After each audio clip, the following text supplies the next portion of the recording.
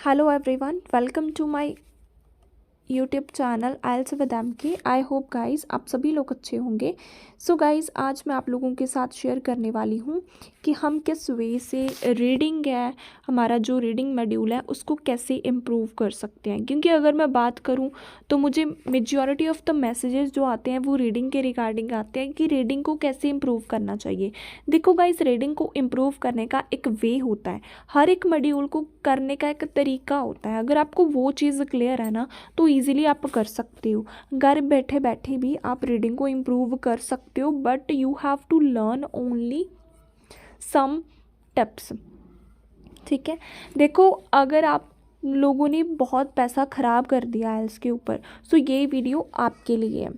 So reading को कैसे करना चाहिए। मुझे टेक्स्ट आते हैं कि मैम हमने पहली बार पेपर दिया, फिर हमारी रीडिंग में रह गए, दूसरी बार दिया फिर हमारी रीडिंग में रह गए, 3 बार दिया फिर से हमारे रीडिंग में रह गए, क्या रीज़न है। देखो, एक तो ये रीज़न हो सकता है कि अगर आपकी आ जाते हैं बैंड, किस में, सेंटर्स में अगर आपके बैंड आ जाते हैं बट आपका फाइनल एग्ज़ाम में बैंड नहीं आते, सो इट मीन्स कि जो आप मटेरियल कर रहे हो वो एग्ज़ाम लेवल का नहीं है, वो बहुत इजी मटेरियल से आप प्रेपरेशन कर रहे हो। पहला रीज़न ये भी हो सकता है। ठीक है, हम क्या करते हैं, घर पे जो प्रेपरेशन करते हैं वो मटेरियल बहुत इजी होता है, बहुत ज़्यादा इजी, हमें पता नहीं होता कि किस टाइप का आएगा। सो इसी वजह से आपको क्या है, हर एक टाइप के मटेरियल से फैमिलियर होना पड़ेगा। इजी से लेकर डिफ़िकल्ट तक आपको पता होना चाहिए, और हर एक टाइप का जो मटेरियल है उसमें आपके अच्छे बैंड आने चाहिए। अगर सपोज़ करो कि मैंने आज आपको इजी रीडिंग डाली है तो आपकी इजीली 7 आए हैं, अगर मैंने आपको डिफ़िकल्ट डाल दी है तो आपके जस्ट 5.5 आ रहे हैं। So it means you are not ready, आप रेडी नहीं हो एग्ज़ाम देने के लिए। अगर आप ऐसे ही एग्ज़ाम फिल कर दोगे, ठीक है, परफॉर्मेंस को बिना जज किए हुए अगर आप कर दोगे सो आपका पैसा वेस्ट जाएगा। सबसे पहले आपने क्या करना है, मटेरियल लेना है। ठीक है, बट वो मटेरियल एग्ज़ाम लेवल का होना चाहिए, ये बात अपने माइंड में रखनी है। इजी मटेरियल भी करना है, मॉडरेट भी करना है, और डिफ़िकल्ट भी करना है। जैसे जो मैं रीडिंग्स करवाती हूँ ना वो मोस्टली एग्ज़ाम में है, वो आ जाती हैं, राइटिंग भी काफ़ी बार रिपीट हो चुकी है। सो ऐसे ही जो भी आपके इंस्टीट्यूट में करवाया जाता है आप उसको चेक कीजिए कि वो एग्ज़ाम टाइप का है या फिर नहीं है। चलो, ये बात अगर आपकी क्लियर होगी है, उसके बाद आपने क्या करना है, टिप्स। रीडिंग में हमारे पास जितनी भी टाइप्स हैं, जो MCQs हैं, फिलिंग द ब्लैंक्स है, ट्रू फॉल्स है, लिस्ट ऑफ हेडिंग है, जितनी भी टाइप है उन सभी को करने का तरीका आपको पता होना चाहिए कि अगर हमें MCQs आते हैं तो MCQs को करने का तरीका है क्या है। आपको हर एक टाइप के टिप्स एंड ट्रिक्स के बारे में फैमिलियर होना पड़ेगा, तो ही आपकी रीडिंग इम्प्रूव होगी। अब देखो, अगर टिप्स एंड ट्रिक्स की बात करें तो आप कहीं से भी देख सकते हो। ठीक है, आप काफ़ी ज़्यादा यूट्यूब चैनल्स भी हैं, वहाँ से भी टिप्स एंड ट्रिक्स को गेट कर सकते हो। लेकिन दिक्कत क्या है, आप एक इंस्टीट्यूट को क्यों ज्वाइन करते हो, क्योंकि आप सभी को टिप्स एंड ट्रिक्स तो पता होती है, लेकिन दिक्कत आती है जब हम उसको इम्प्लीमेंट करते हैं ना। जब इम्प्लीमेंट करते हैं तो हमसे आंसर करेक्ट नहीं निकलता है। सो मीन्स प्रॉब्लम कहाँ पे है, इम्प्लीमेंट करने में प्रॉब्लम है। टिप्स तो आप लोगों को पता है, आप फ्री ऑफ कॉस्ट कहीं से भी टिप्स ले सकते हो, लेकिन जो मेन इशू है, जो बिग प्रॉब्लम है, वो सिर्फ इतनी ही है कि आपको इम्प्लीमेंट करना नहीं आ रहा। अगर आप मेरे पास ऑनलाइन क्लासेस लेते हो या किसी से भी लेते हो ऑनलाइन क्लासेस या ऑफलाइन, तो आपने क्या सीखना है, इम्प्लीमेंट करना। जैसे सपोज करो कि मैं कैसे उनको इम्प्लीमेंट करना सिखाती हूँ, 2-3 क्वेश्चन मैं खुद करती हूँ, फिर मैं उनको क्लास में करने को देती हूँ कि मेरे सामने जो मैंने टिप बताई है उसको अप्लाई करके देखो, आंसर करेक्ट निकलता है या नहीं निकलता। अगर आपका आंसर करेक्ट निकल जाता है सो इट मीन्स इम्प्लीमेंट आपको करने में कोई दिक्कत नहीं है फिर। ठीक है, सो ये एक आपने ध्यान रखना है, इम्प्लीमेंट करना सीखना है। टिप्स तो कहीं से मर्जी उठा लो, वो तो कोई दिक्कत की बात ही नहीं है, फ्री ऑफ कॉस्ट मिल जाती है, बट सीखना क्या है, इम्प्लीमेंट कैसे करना है। ठीक है, एक मैंने आपको पॉइंट बता दिया मटेरियल वाला, दूसरा मैंने आपको बता दिया इम्प्लीमेंट करना होता है हमने।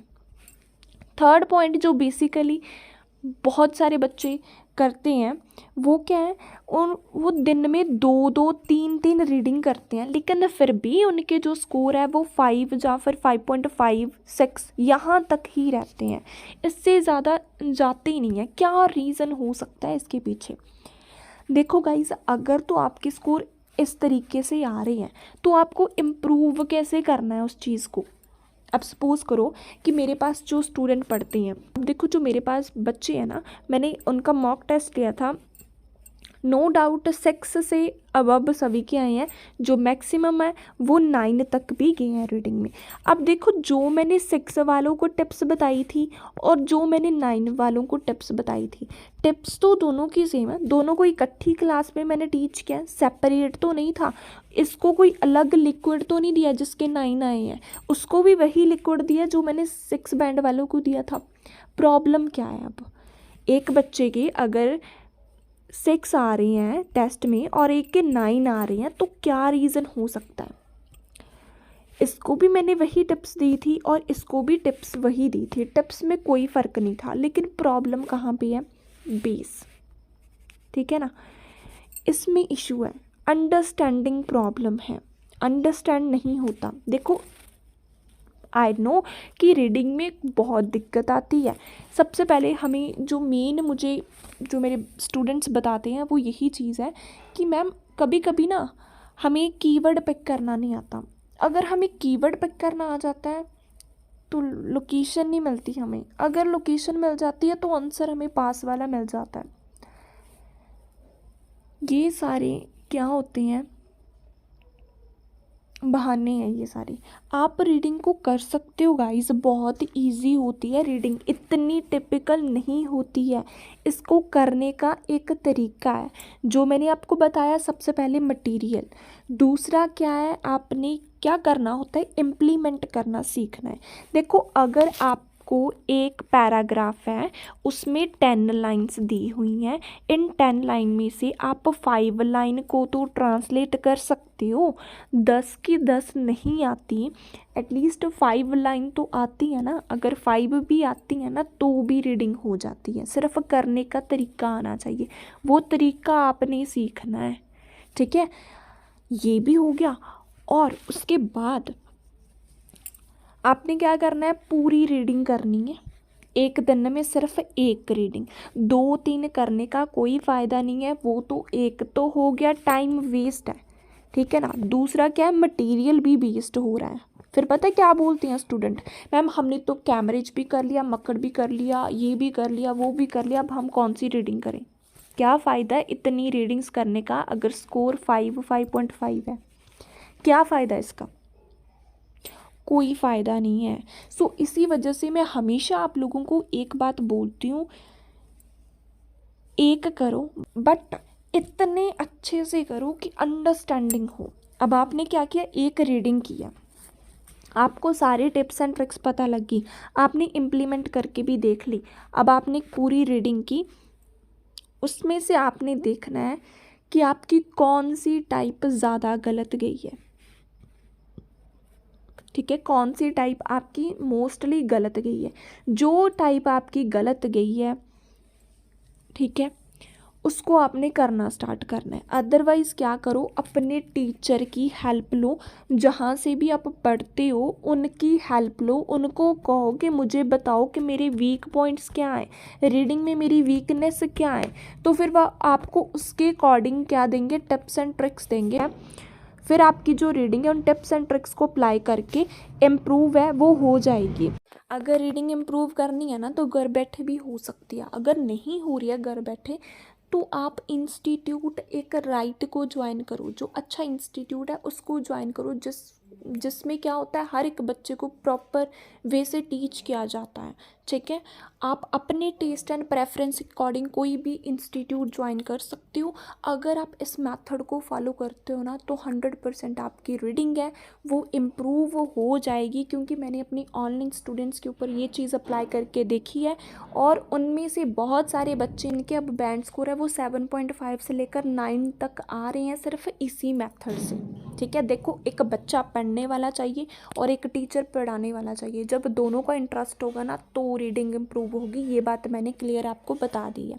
सो एक बार ट्राई ज़रूर करके देखना, बेनिफिट आपको विदिन 7 to 8 डेज़ में मिल जाएगा। बट आपने कंसिस्टेंस रहना है, कांस्टेंट प्रैक्टिस करनी है। ये नहीं आज कर ली कल की नहीं परसों कर ली, वो बिल्कुल भी आपके लिए फ्रूटफुल नहीं होगा। सो आपने कंसिस्टेंट रहना है, दिन में एक बार करनी है, जो आपकी वीकनेस है उसके रिगार्डिंग टिप्स गेट करनी है और वही टाइप को ज़्यादा करना है। फिर देखना आपकी रीडिंग कैसे इम्प्रूव होगी। अगर वीडियो अच्छी लगी है तो कमेंट सेक्शन में ज़रूर बताना। Thank you for watching and supporting IELTS with M K channel.